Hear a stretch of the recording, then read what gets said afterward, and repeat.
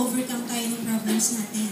But this song reminded us that amidst the trials po, nandun ang Panginoon. In fact, He plans na maranasan natin yung mga trials and problems dahil through experiencing those, doon po natin nakikilala na mas malaki pala yung Panginoon over our trials. Mas malaki po ang kapangyarihan ng Panginoon over our problems. Kaya po yung minsan problems natin, it really turns out to really become a blessing.